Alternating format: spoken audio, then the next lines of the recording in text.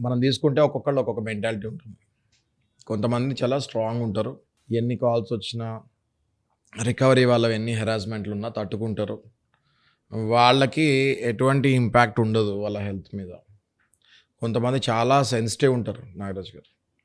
Highly sensitive ఉంటారు.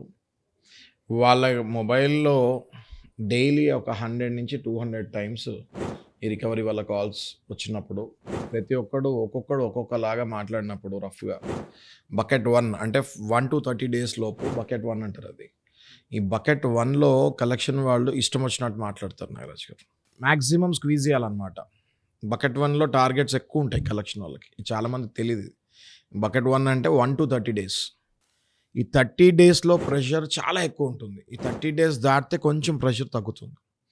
అయితే maximum panic attacks కానీ, హార్ట్ అటాక్స్ కానీ, డీప్ డిప్రెషన్స్ కానివ్వండి, ఈ 1-30 డేస్ లోపే చాలామంది క్లయింట్స్ ఫేస్ అవుతాం. మేము పర్సనల్‌గా చూసాం.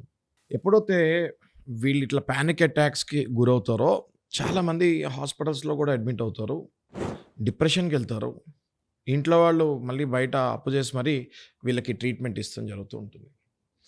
ఇలాంటప్పుడు వాళ్ళకి చట్టం ఏం రైట్స్ ఇస్తుంది అన్నది కూడా వాళ్ళు తెలుసుకోవాలి. ఈ విషయం చాలామందికి తెలీదు నాగరాజ్ గారు.